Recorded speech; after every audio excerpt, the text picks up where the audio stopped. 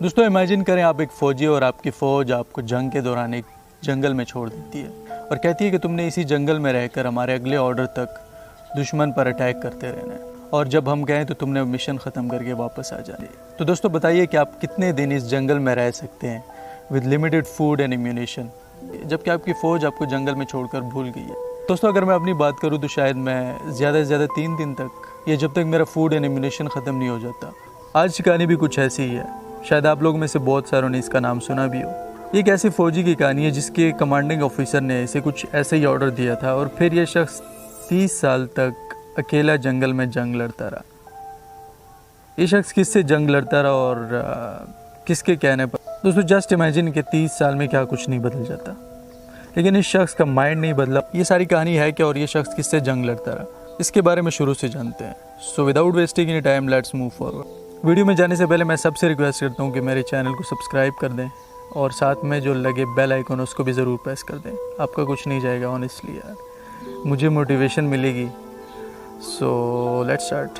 दोस्तों दूसरी जंग अजीम में ह्यूमन राइट्स के चैम्पियन यानी कि अमेरिका ने जब जापान के 2 शहरों पर हिरोशिमा और नागासाकी पर एटम बॉम्ब्स गिराकर इंसानी तारीख का सबसे बड़ा अलमिया जिसको कह सकते हैं या तबाही कह सकते हैं, उसका रिकॉर्ड उसने रख तो दिया था, जिसकी वजह से जापानी फ़ौज को सरेंडर करना पड़ा।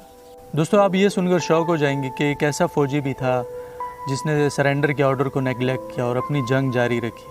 और फ़िलिपाइन के जंगल में ये शख्स फ़िलिपाइनी फ़ौजियों पर और पुलिस पर और लोकल्स पर भी ये अटैक अपने गुरिल्ला अटैक्स करता रहा। ये बात सुनने में बड़ी अजीब लगती है कि कैसे एक जंग ख़त्म होने के बाद भी एक फ़ौजी अकेला जंग लड़ता रहा। लेकिन ये सच है कि एक जापानी फ़ौजी जिसका नाम हीरो ओनोडा था, ये 30 साल तक अकेला जंगल में जंग लड़ता रहा। इसकी सारी आर्मी ने सरेंडर कर दिया था, लेकिन एक ये शख्स था जो कि सबके लिए हेडेक बना हुआ था और सरेंडर करना तो दूर की बात। एक्चुअली हीरो ओनोडा जापानी फ़ौज में 2nd लेफ्टिनेंट थे। 1945 में जब वर्ल्ड वॉर 2 की शुरुआत हुई तो इस वक्त जापानी कमांडर ने फ़िलिपाइन के जंगलों में हीरो को भेजने का फ़ैसला किया और ये ऑर्डर दिया कि तुम यहीं पर रुको और अमेरिकन फोर्सेस पर नज़र रखो, अगर हो सके तो अटैक भी कर देना। अपने ऑफिसर के ऑर्डर को मानते हुए हीरो इस जंगल में चला गया अपने कुछ और फौजी साथियों के साथ। लेकिन जब अमेरिका ने जापान पर एटम बॉम्ब्स गिराए तो इस वक्त हीरो और उसके कुछ और साथी फ़िलिपाइन के आइलैंड के घने जंगलों में जंग लड़ते रहे और इन्हें ख़बर तक नहीं थी कि इनकी कंट्री यानी कि जापान में क्या क़यामत गुजर चुकी है। दोस्तों 1945 में जब अमेरिका और फ़िलिपाइनी फ़ौजियों ने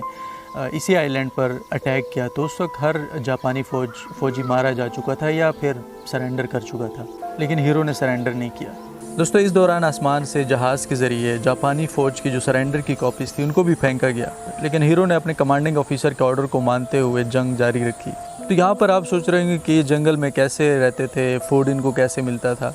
तो मैं बताता चलूँ कि हीरो और इसके कुछ और जो फ़ौजी साथी थे वो लोकल जो फार्म्स थे वहाँ से वो कैटल्स चोरी करके लाते थे या फिर जो जंगली फल हैं, फ्रूट्स हो गए, उन पर वो गुजारा करते और साथ ही साथ लोकल्स को भी नुकसान पहुंचाकर जंगल में छुप जाते। दोस्तों 1972 में हीरो का आखिरी साथी किनशी जी फ़िलिपाइनी पुलिस की गोली लगने से मारा गया। तो दुश्मन फ़ौजियों ने हीरो को सरेंडर कराने के लिए सारे टैक्टिक्स यूज़ किए, लेकिन कोई एक भी काम ना आया। इन्होंने जापानीज़ फ्लैग पर इनके फैमिली मेम्बर्स के सिग्नेचर कराकर इसे इसी जंगल में लहराया और तो और इसकी 86 साल माँ की आवाज़ रिकॉर्ड करके इसे जंगल में स्पीकर पर ऊंची आवाज़ में चलाया गया, जिसमें इसकी माँ इसे कह रही थी कि बेटा मेरे जीते जी घर वापस आ जाओ। इसी तरह कई फ़ौजी भी हीरो को सरेंडर कराने के लिए इसके पास आए, लेकिन हीरो इसको दुश्मन की चाल समझता था। तो हुआ कुछ यूँ कि 1974 में एक जापानी शख्स इसी आइलैंड पर गया, इसी जंगल में, और इसने हीरो को इत्मीनान में लिया और इसे बाहर की दुनिया के बारे में अवेयर किया और सरेंडर करने का मशवरा दिया, जिस पर हीरो का ये जवाब था कि जब तक मेरा कमांडिंग ऑफिसर मुझे सरेंडर करने का ऑर्डर नहीं देता तब तक मैं सरेंडर नहीं करूँगा। हीरो का कमांडिंग ऑफिसर भी इस वक्त तक रिटायर हो चुका था और अपने गांव में एक किताबों की दुकान खोल चुका था। जब इसे हीरो के मुतालबे से आगाह किया गया तो इसने अपना यूनिफॉर्म पहना और एक स्पेशल फ़्लाइट के ज़रिए उस आइलैंड पर पहुंच गया और इसके कहने पर हीरो ने आखिरकार सरेंडर कर दिया। इंटरेस्टिंग बात यह है कि हीरो की राइफ़ल अब तक उसके पास थी और ठीक ठाक काम करती थी।